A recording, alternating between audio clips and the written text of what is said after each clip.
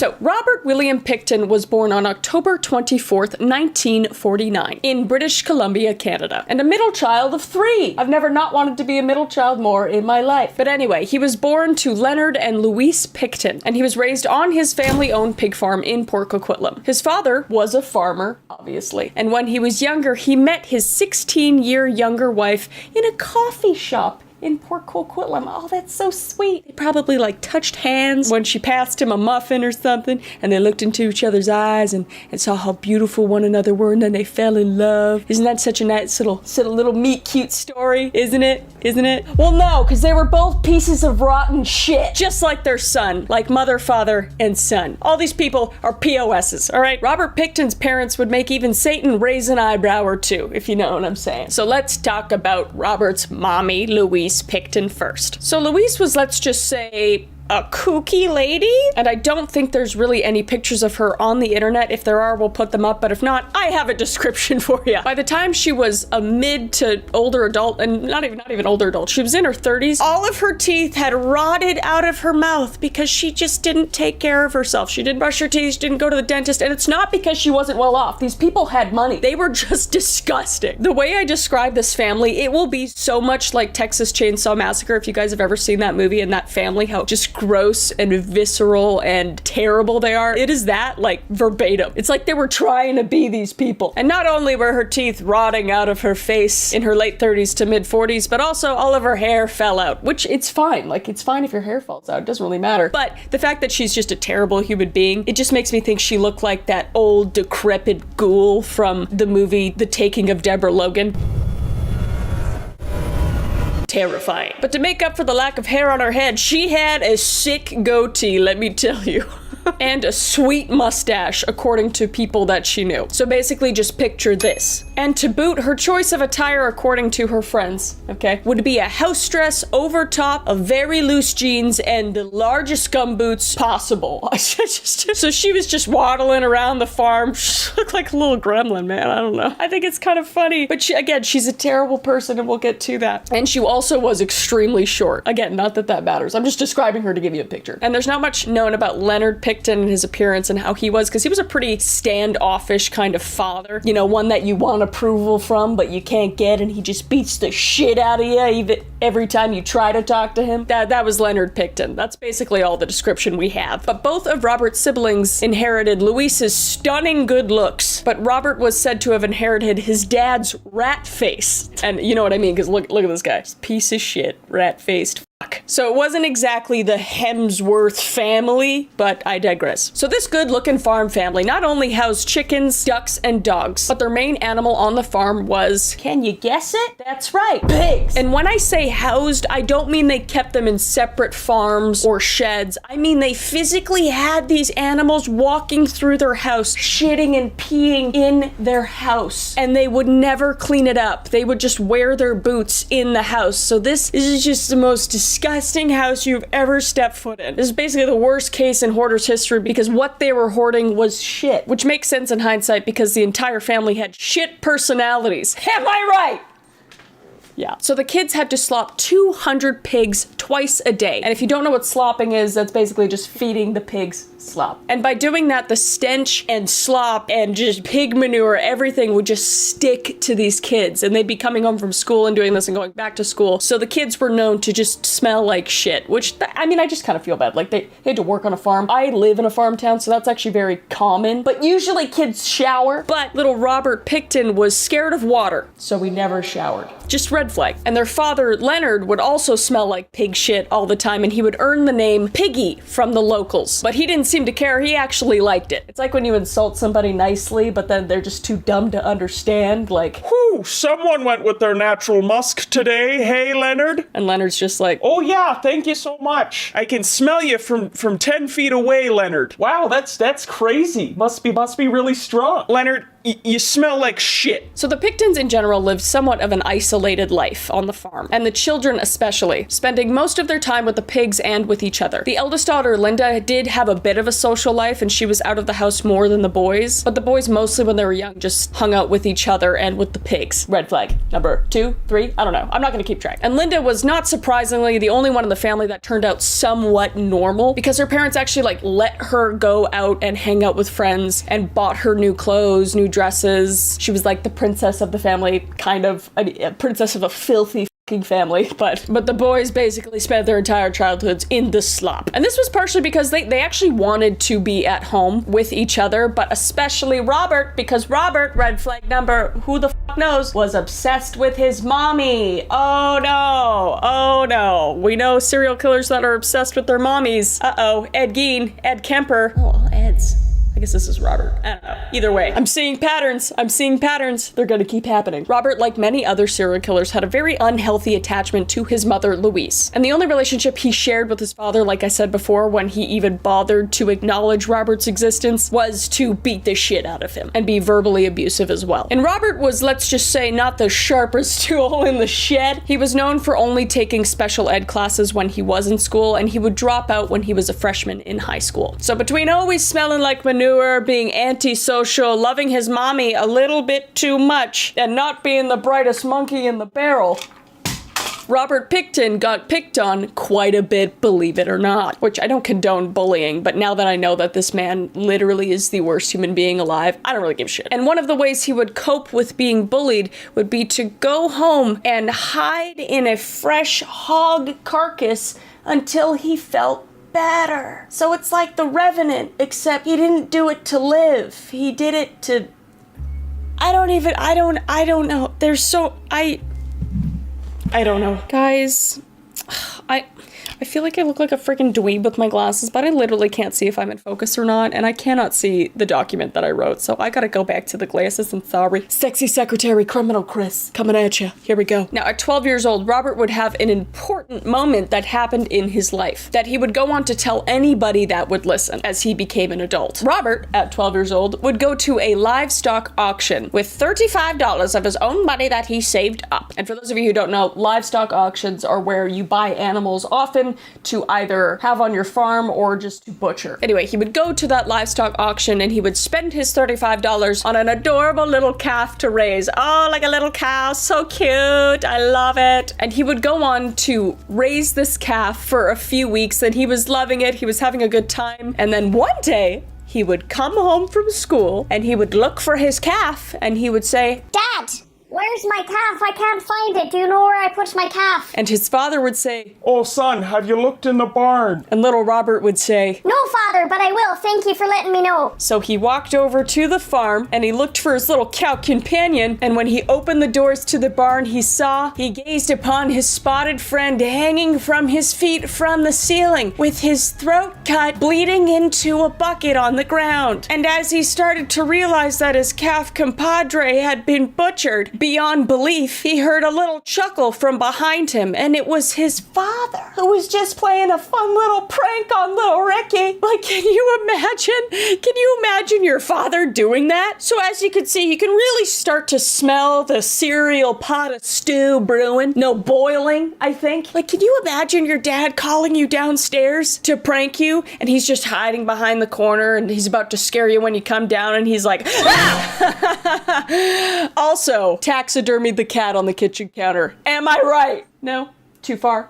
Fair. Anyway, I do feel bad. I feel bad. That's f***ed up. That's f***ed up to witness as a kid. I mean, that's probably not going to make or break you as a serial killer necessarily, but I can't imagine experiencing that as a child. Like, there are plenty of people that are raised in less than ideal situations, and even on farms. Like, if you live on a farm, you know that a lot of the pets and stuff have to get butchered and stuff. And these people grow up being normal people and don't end up, butchering almost 50 women. So I'm not going to give him any leeway, if you will. So when Robert was 14, he and his family would move to a different pig farm in Coquitlam, British Columbia, Canada, which was just about 20 minutes away from Port Coquitlam. And Linda, Robert's older sister, would take this opportunity to get the fuck out of town, man. She went to Vancouver to stay with friends and relatives, and she was like, "Bye, bitches. Y'all are fucking disgusting and I'm piecing out this bit. But 10 points for Linda. We love Linda, boss ass bitch. She got out of there at the right time, let me tell you what. Because this would be the farm where all of the heinous crimes and atrocities would take place in the years to come. And this place literally looked like a horror movie set. It's like the biggest horror movie trope location you've ever seen. Like, this is a farm you would see when you're walking by and be like, Somebody definitely got murdered in that farm, I tell you what.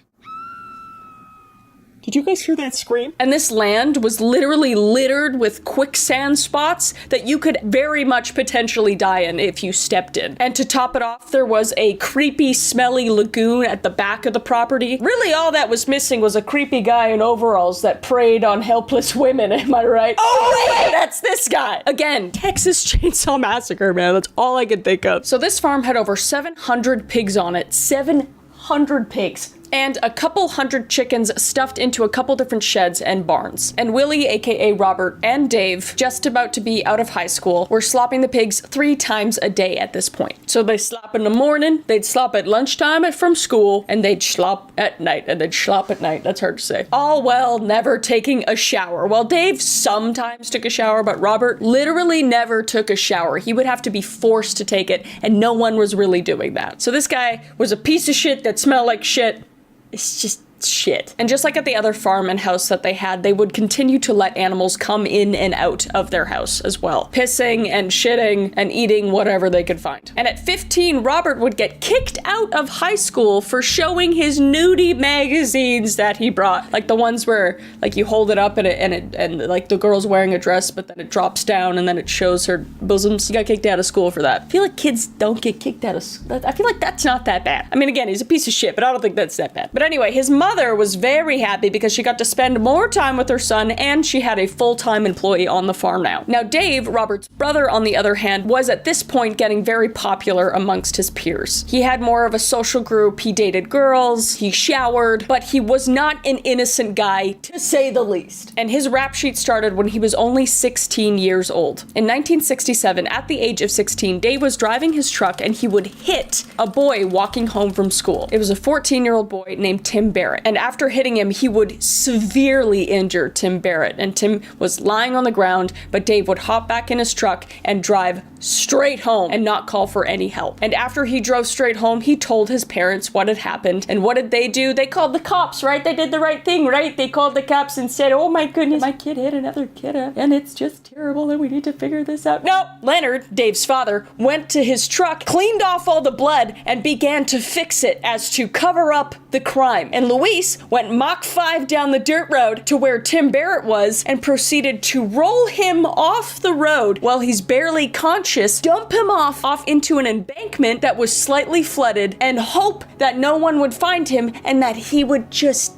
die. So yeah, this is kind of where I'm saying that his parents were pieces of shit. And that is precisely what would happen when Tim was found a few days later. The truck hitting him is not what caused his death. He died by drowning. So Louise Picton actually killed this kid. And the only reason why we know that is because Louise later on in life told one of her friends this is what happened. So this is just a family full of psychopaths, a family full of just filthy mongrels. And despite being fairly well off with their farm business and with their meat locker business, where they would hold processed meat for people to come and pick up to consume later on, or hold meat that they butchered for people, this family would still go to local dumpsters and just hoard anything they could find and eat anything they could find. These people were rich. Like, they were well off into millionaires at this point, but they were just fucking filthy. I don't know how else to say it. So if you were to go onto this property, there would just be garbage everywhere and the house would just smell terrible. So by the early 70s, the Picton brothers were starting to establish their career paths on the farm. And these are the careers that they would continue to have for the rest of their lives, or until somebody went to jail. Dave was working in demolishing and construction, and Robert was working as an apprentice butcher. Red flag. And it was also at this time that Robert would gain the hobby of writing to pen pals. Oh, that's fun. I used to write to pen pals. That was very fun. I loved doing that. And his favorite woman to write to was Connie Anderson, who lived in Michigan, USA. And when Robert was 24, he would take a road trip for the first time out of the country and go to Michigan to meet Connie IRL, NGLLOL XOXO, Gossip Girl. Sorry. And shortly after he got down there, they actually got engaged, but it did not last long at all because Robert needed to go back to the farm in Canada, and Connie had a job where she couldn't leave in Michigan. And I'm just gonna say this, Connie, you dodged a bullet, all right? Or should I say a psychotic, mass-murdering, corpse-feeding human butcher? Am I right?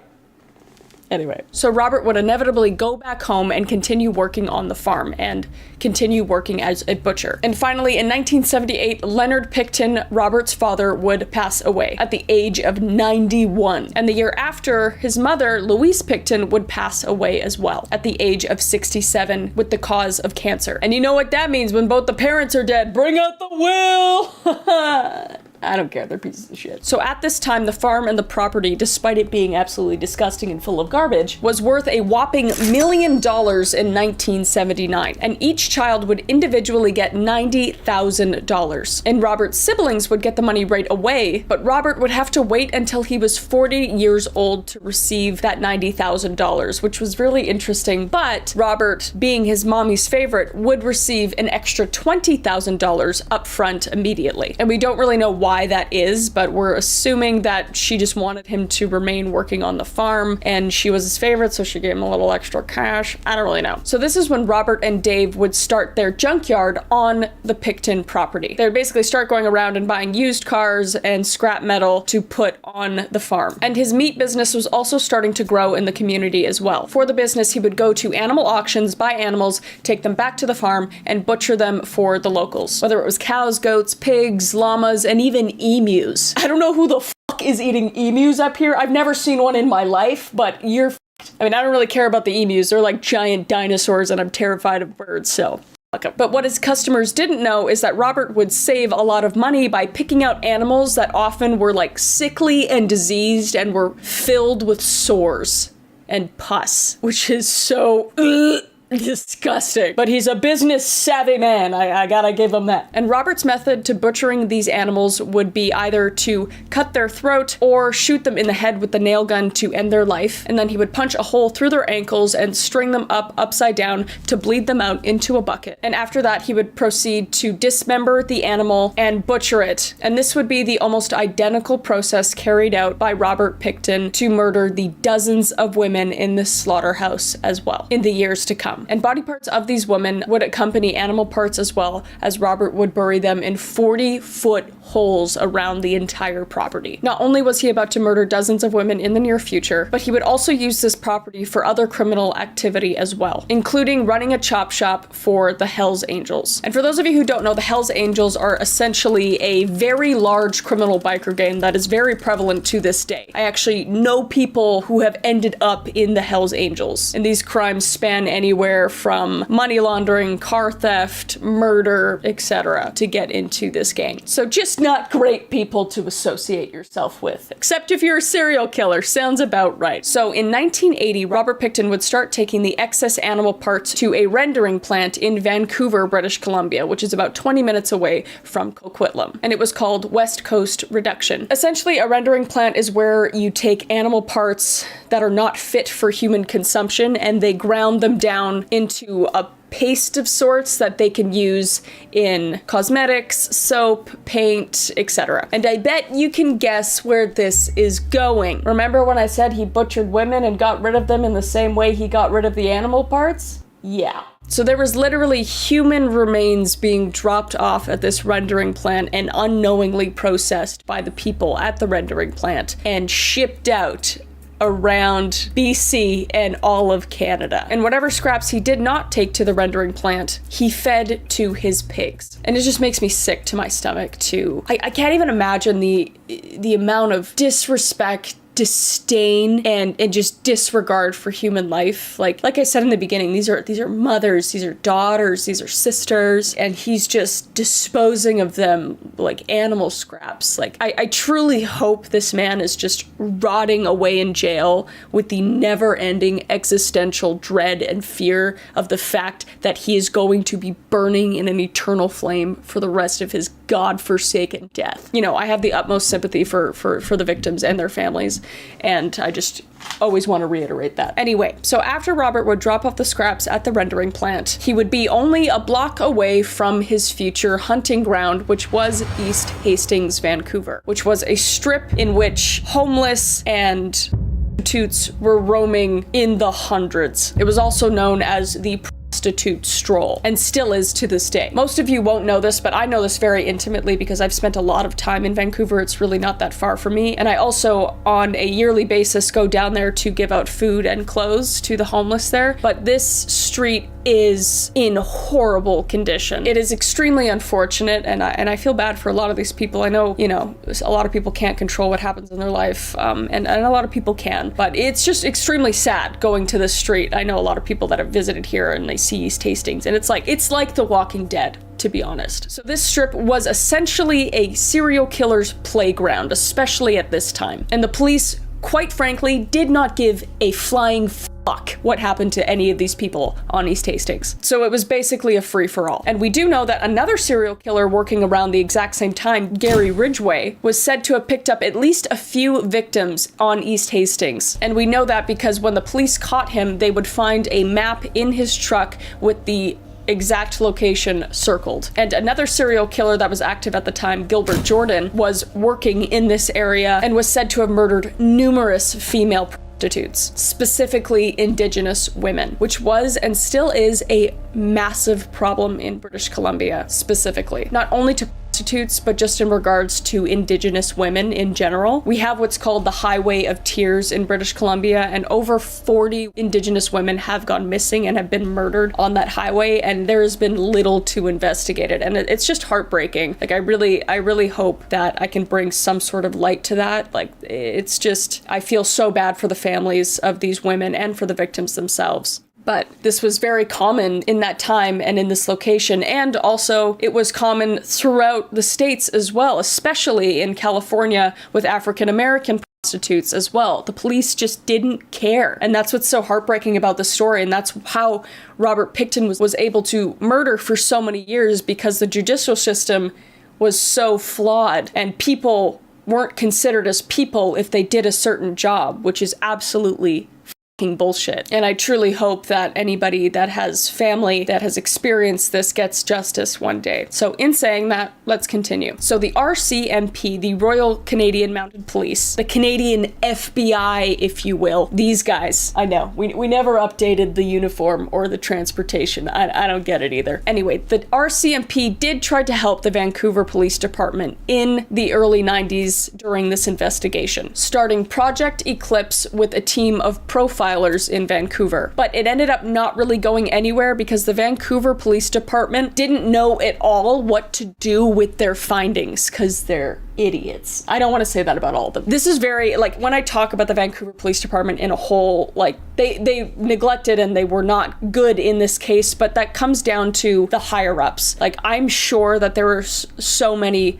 wonderful police officers that really wanted to make a difference in the situation, but they can't do anything if the higher-ups don't provide funding and don't assign them to these cases. So when I talk about the Vancouver Police Department being neglectful, I'm talking about a few certain people that were prideful, ignorant, spiteful, and neglectful. And it was even more frustrating because Kim Rossmo, a world-renowned profiler, worked within the Vancouver Police Department. But everyone around him in the department despised him and refused to work with him just because he was a profiler and a higher-up, and he worked his way up the ranks a lot quicker than the police officers did. And it just reminds me of, like, every Criminal Mind episode when the FBI shows up to that small town police precinct and the police chief is just like, "What are you guys doing in our town? We don't need you." Well, there's a guy running around that has killed 15 people and you're sitting in your chair with your in your hand while Googling a very specific corn site that your wife probably wouldn't be too happy you're looking at.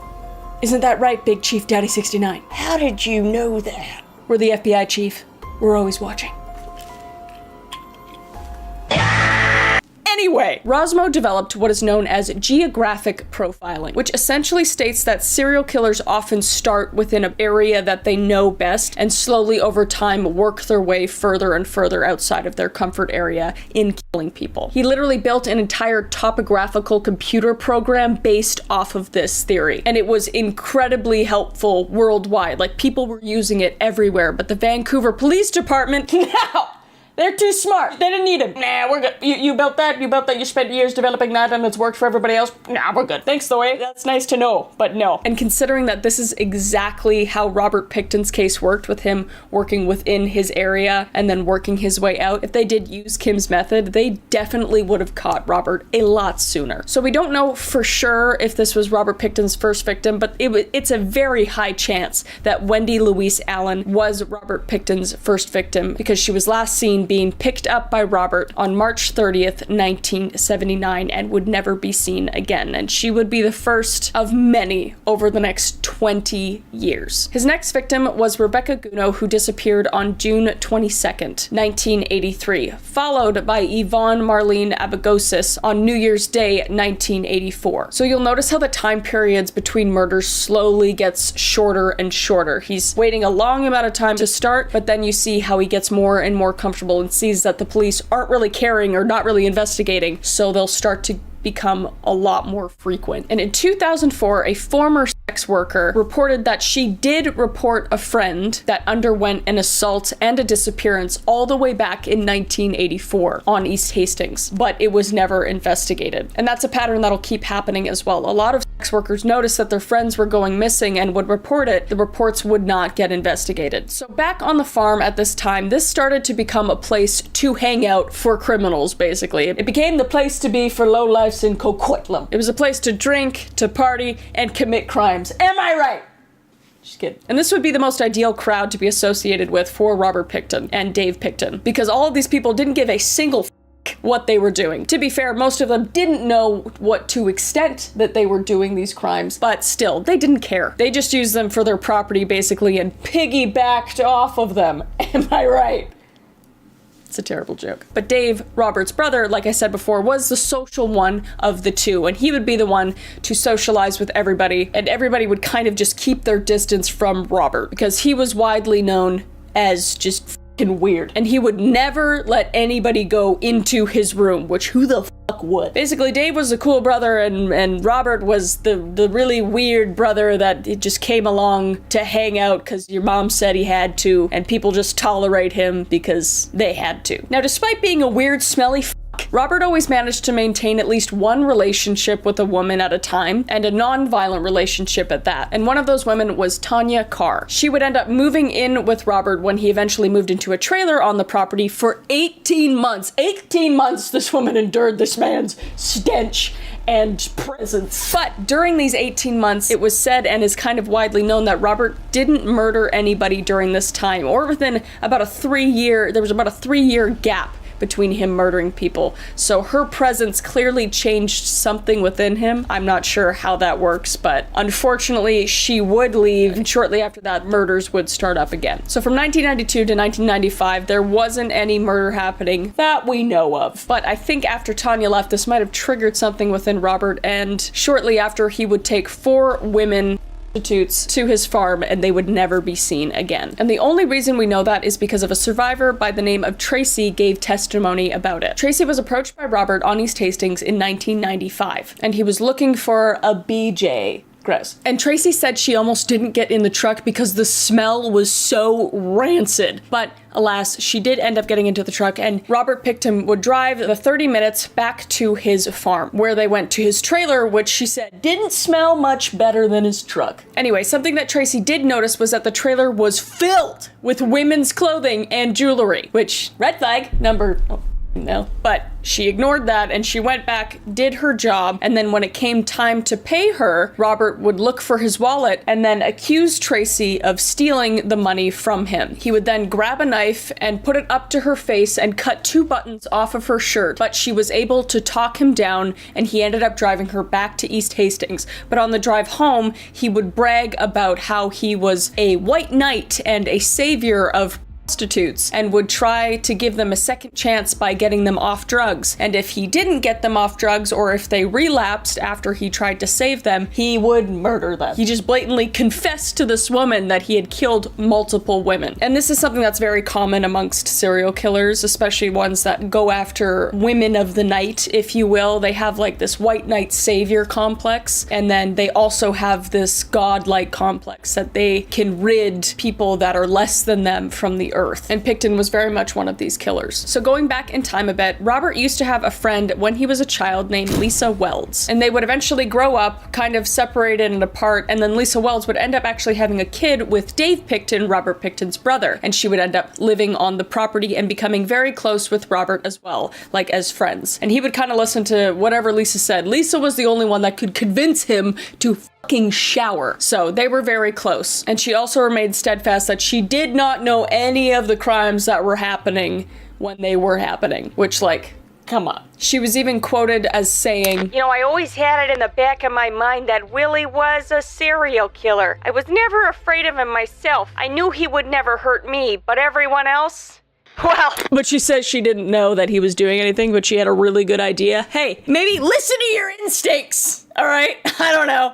Maybe look around a little bit. I don't know. So this is now around the time where Dave and Robert's parties on the farm were getting bigger and bigger. And they were selling a lot of meat during these parties and finding a lot of success. So they figured, hey, might as well make this into a proper establishment. And that is when the Piggy Palace would become a lucrative business on the property. And it would be at this time where Robert's victim count is now getting into the teens at this point. But this place was legit. They had security, food, bartenders, live music, a dance floor. Like, this place held a lot of people. On a good night, the boys would be bringing in $10,000 to $40,000. Like, this was the place to be. And these Piggy Palace parties weren't only attended by, like, low-life criminals at this point. They were attended by, like, off-duty officers and just regular locals at this point. Like, this was, like, the Piggy Palace was the place to party, you know what I'm saying? So in 1995, a victim of Roberts was found for the very first time out of all of his victims so far. She was unrecognizable and unable to be identified because all that was found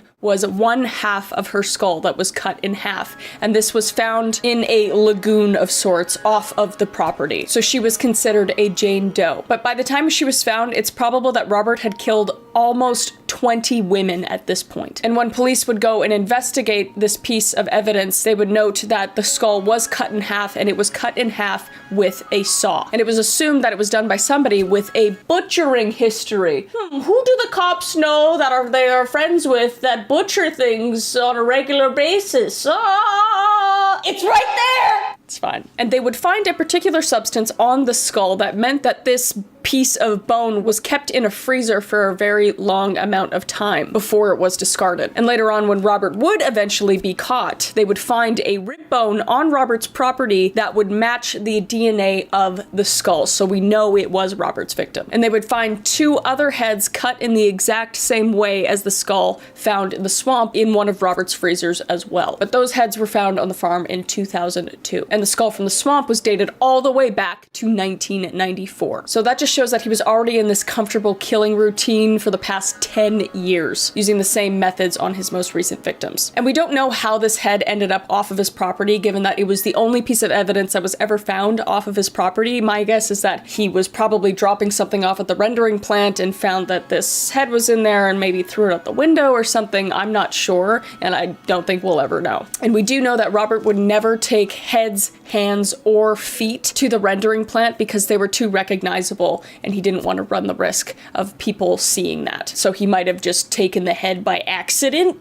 I don't know, like when you forget your keys. I don't really know how that works. So by early 1997, Robert's victim count was almost at 30 at this point. And it was at this time the women of the night were getting more and more apprehensive about getting into Robert's vehicle, or anybody's vehicle at that point, especially going to a much further location like Coquitlam, because it was about 30 minutes away. But Robert didn't really have an issue with this because he would just offer them a lot more money than they would sell their services for. And he would also offer them drugs on top of that as well, Because at this point, Robert was a millionaire. Dave and Robert were doing very well with the Piggy Palace, the meat locker, the chop shop yard. They were doing very well for themselves. So he was able to throw money at whatever he wanted. And if he ended up murdering somebody, he wouldn't have to pay them at all. But this is one of my favorite parts of this story. So, one night, Sandra Ringwald, a boss-ass queen bitch. She's not a bitch. She's awesome. A working girl from East Hastings got into Robert's truck and took the half-an-hour trip back to his pig farm. Once they entered his trailer, she took notice that a large kitchen knife was just sitting on the kitchen counter. And then she proceeded to go back into Robert's bedroom, which was just a gross mattress on the floor, and she would have intercourse with him. So after her services were complete, Robert would go to pay her, and Sandra would ask to use his phone so she could call her pimp to say that she was done her services and that she was on her way back to East Hastings. And while she was looking at the phone book to look up her pimp's number, she would feel that Robert was approaching her from behind, and before she could do anything, he grabbed her right wrist and slapped on handcuffs. But before he could grab her left wrist, she flung around and went into full bad bitch beast mode and started to beat the shit out of Robert. And while she was doing this, she recalled the knife that was on the kitchen counter, and she would pick it up and start slashing at Robert, slitting his jugular and stabbing him in his face through his cheek, cutting some of his jawbone and breaking out some of his teeth. Fuck yeah, it's fucking metal, dude. And although she got these blows in, Robert was just fucking Frankenstein and just kept coming towards her. So Sandra, realizing she had no other option, she just ran and busted through Robert, busted through the trailer door, and got outside. But Robert would follow quickly behind her and wrestle the knife out of her hand and end up stabbing her twice in the abdomen. Luckily, he was starting to get weak from blood loss, so she was able to wrestle the knife back from him and wrestle off of him and sprint towards the public road while carrying her intestines in her hand. Like, I would have given up. To be honest, I don't know if I have the strength to do, like, this woman is my goddamn hero, all right? So she's running with a knife, carrying her intestines, waving down a car, and this older couple would come and pick her up, and she would be absolutely frantic. And not knowing if she was going to live or die, she would point back at the farm and say, "If I die, that man killed me." This couple would take her to the hospital, and police would show up as well. She would tell them the story, and they would go back to Robert's farm. And this is a happy ending, right? Oh my gosh, they're gonna catch him because he did all this bad stuff? No, of course not. Of course not. The police would go to Robert's farm and see him dying in a pool of his own blood and take him to the hospital. But unfortunately, Robert was able to easily talk his way out of the situation and just say that Sandra held him at knife point because she was robbing him and it was just in self-defense. But the police would actually do something and charge him for attempted murder. But when the day of court came, Sandra didn't show up to testify because she was absolutely petrified of what Robert and Dave, his brother, might do to her if she didn't win the trial, if it didn't go her way. So Robert got off scot-free and would continue to kill for 4 more years. But at this time, word had spread about what Robert had done. So you'd assume every working girl would be wary of giving Robert any business. But it was at this time also that he would hire on a con artist prostitute by the name of Gina Houston that would aid in the flow of non-stop working women doing services for Robert and getting murdered. So they met in 1993 and they quickly became partners. Robert would pay her rent and give her extra cash, and Gina would promise the prostitutes that she knows this man with a ton of money, a ton of drugs, and a good time. And usually about 50% of the time they would agree to go. And of course, when it came to testifying, Gina denied that she ever knew that Robert was killing any of the women, even though she was said to have known over 30 of the women that were never seen again. So she's just like, No, I mean, I knew them. I knew them intimately, and I saw them all the time, and then I never saw them after I was with Robert, but I mean, who's to say? You know? You're a piece of shit, Gina. So in 1997, Robert would kill the most women he would ever kill in a single year. And that number was 14 women in 1 year that we know of. And the police a year later in 1998 would say, quote unquote, "There is no indication of a serial killer here."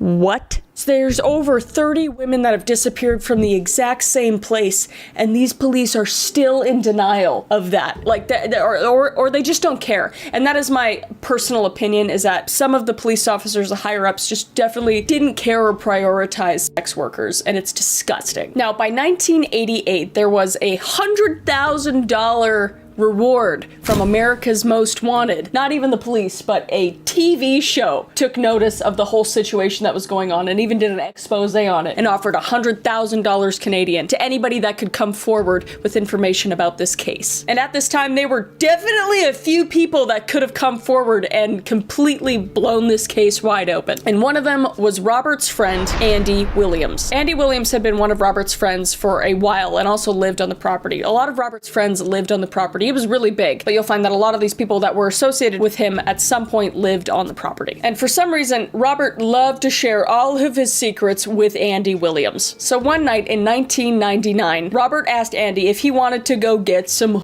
from East Hastings, which, like, as your buddy does, you know? And this is the night that Robert would open up and tell Andy what he really liked to do with the prostitutes. And Robert would show him. So Andy would say that Robert would lift up his mattress and show him the tools that he used to kill these women. He would show Andy a pair of handcuffs, a belt, and a piece of piano wire with 2 handles on each side. And then he told him he would pick up the women from the east side and bring them back to his trailer, have sex with them from behind, and as he was about to finish, he would slowly grab their arms and take them from behind and handcuff them and then proceed to strangle them to death. Then he told them after they were dead, he would take them back to the barn, hang them up by hooking through their ankles, bleed them, gut them, and then dismember them and feed them to his pigs and take the rest to the rendering plant. And after telling Andy this, it absolutely freaked him the fuck out, and he skipped town. He left. No shit. Robert, a few days later, realizing he screwed up by telling Andy this,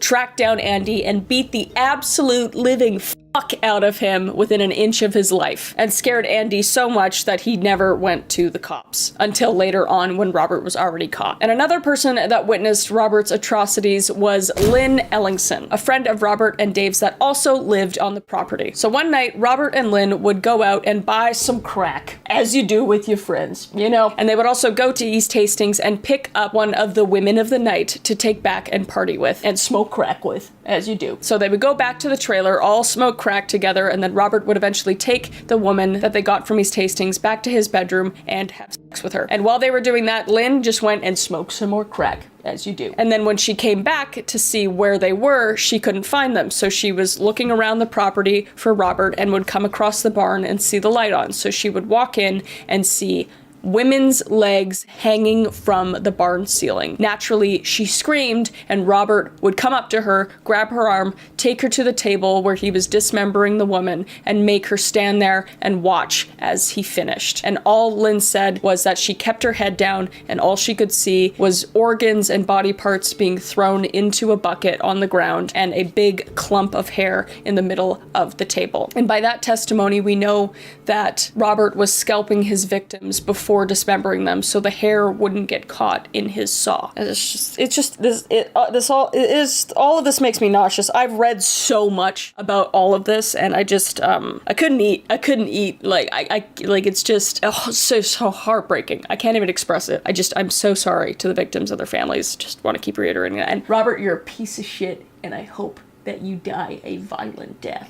Is that too much? Nah. But anyway, this is just screaming Texas Chainsaw Massacre. I'm just thinking about Texas Chainsaw Massacre, man. But after this incident, Robert gave Lynn a ton of money for booze and drugs, and Lynn would stay drunk and high for weeks after this, which naturally, like, I can't even imagine witnessing that. And she was scared out of her mind. So she did not go to the police either until after Robert was already caught. But either way, somehow, these stories did make it back to the cops, because Andy and Lynn told other people about these stories, and they would make it back to the cops, but it would still be another 2 years before Robert Pickton was charged with any of the crimes. They just completely disregarded these stories as rumors. So by the year 2000, Robert had replaced his con artist her, Gina, with an even worse and more evil accomplice, Dina Taylor, a terrifying woman to say the least. She, like Robert, hated women of the night and was happy to get them off the streets in any way she could, even if it meant sending them to their inevitable demise at the Piggy Palace. She would end up using the same method as Gina, telling the women that this man had a ton of money, drugs,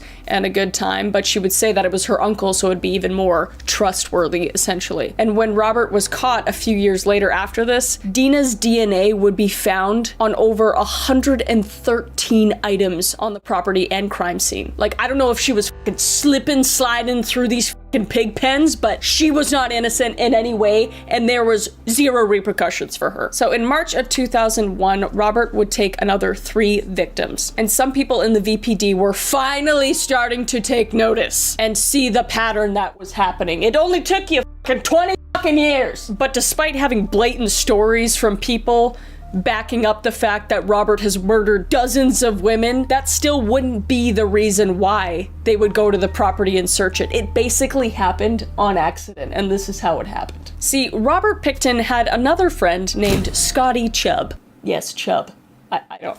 Anyway, living on the property as well with his wife, Tasha. And one night they got into a domestic dispute and the cops were called, and a rookie cop was sent to the scene. And Scotty would tell the rookie that he got upset because his wife was doing and he didn't want her to be doing, and the rookie cop was actually in the drug division, so he asked Scotty if he knew who the dealer was, and Scotty said he didn't, but the rookie cop would give him his number and say, well, if you know anything further about who's dealing these drugs, just give me a call. So this guy went to a domestic dispute and then just asked this criminal woman abuser if he could help him with his own job, basically.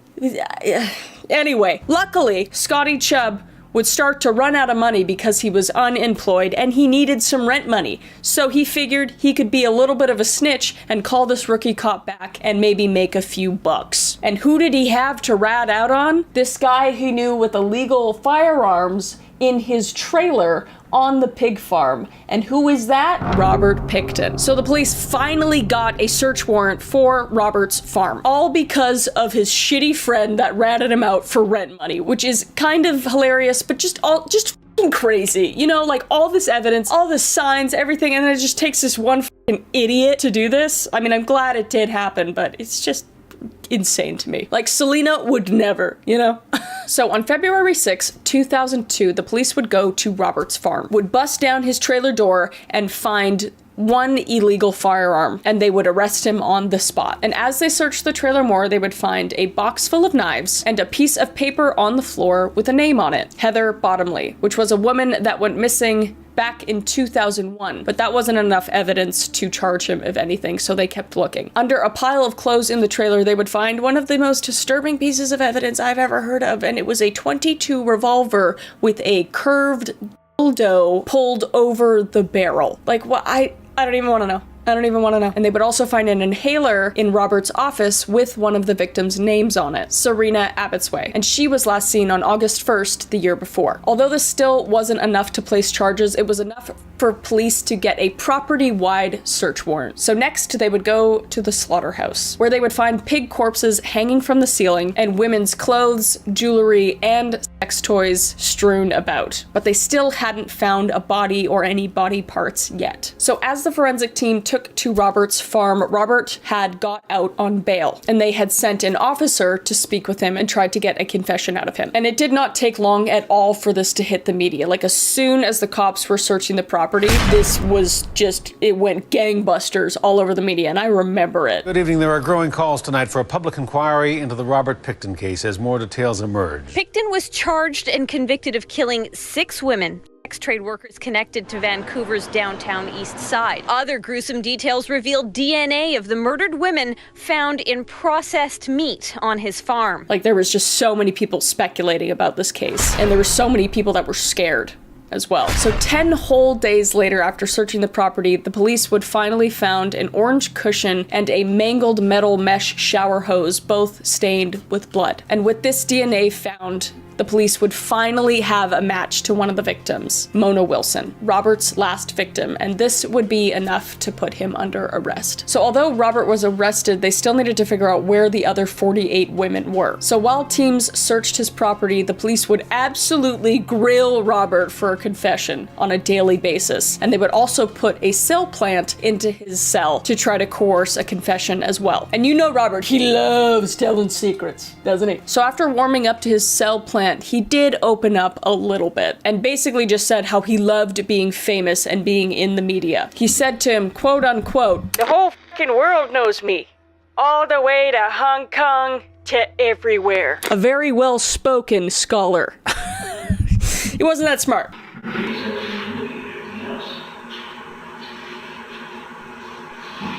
Another phrase is, also you got other stuff on me. No shit. That's why it's part of it. And his voice was also just awful.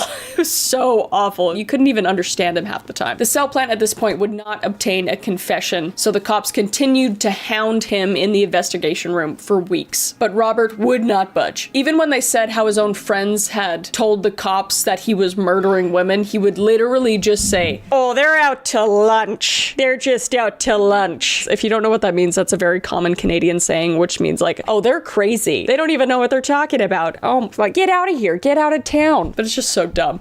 Anyway, but after weeks of hounding Robert, one of the cops would say something that would crack him. And it would be simply this. Willie, you didn't do a good job of cleaning up those girls' blood. You've got to agree with me. And Robert would respond, Let's fix it up with the anchors. You check yourself. You're getting better than 10 minutes. I married my old people breed. He's sloppy. like, what? That's what he just kept saying, is that he was sloppy and that he didn't clean up right. And although that's all he said to the cops, once Robert went back into his cell with the plant, Robert could not contain his excitement and secrets anymore and would end up sharing everything with the cell plant. By the end of the night, Robert confessed to killing 49 women, adding that he almost made it to the big 5-0. That was something he kept saying, that he wished he could have made it to 50.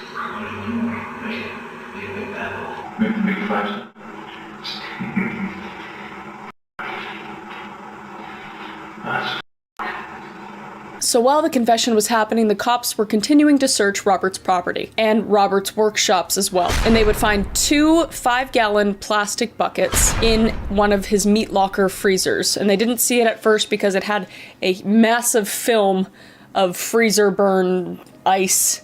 So they would wipe it down and see the horror that lied within these buckets. And they would find in one bucket, there was 1 head sliced in half, 2 hands put in one side of the skull, and 2 feet put in the other side of the skull. And the other bucket would contain the exact same thing, just of a different woman. And the cops would find even more body parts in the piggery. A sewage company would need to pump the piggery for 4 straight days before it was empty, because Robert never cleaned it or emptied it in 20 years. So it was a lot of pig shit. And after it was all pumped out, the forensics team would have to sift through all of it by hand. By hand. Oh my God. There were over 100 people working there day and night for years, sifting through Robert's property piece by piece. And they would find thousands of fragments of not only animal parts, but also human remains. But one mystery in this case is that they would never find any leg bones or arm bones. Out of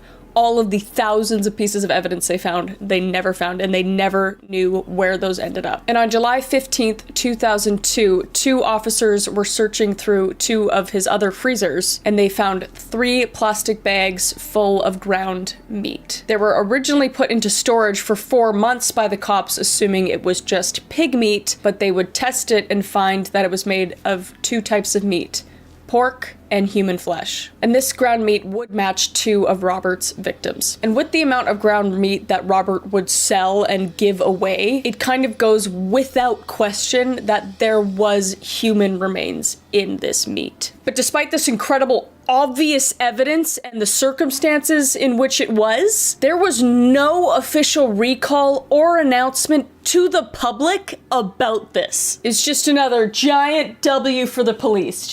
I'm just kidding. It was a fucking massive. Like, knowing this now and like, I remember hearing about this later on, like everybody, it's just so disheartening and sickening. And like to think that parts of people are in products or meat, it's like you can't even wrap your head around it. Like I can't, it's hard to even think about. And I'm just so incredibly sorry to all the families. Now, when the preliminary trial happened, Robert was charged with 27 counts of first-degree murder, each of those counts having human DNA attached to them. So, like, without a doubt, he was guilty of them, essentially. But the judge for Robert's case was either grossly incompetent, hiding something, or just had a hatred for sex workers, because this entire trial should have been a slam dunk, wham bam, thank you ma'am. But this judge would straight up say charging Robert with 27 murders would take too long. And one of the murders he just completely dismissed, the one that we talked about in the very beginning that was a Jane Doe,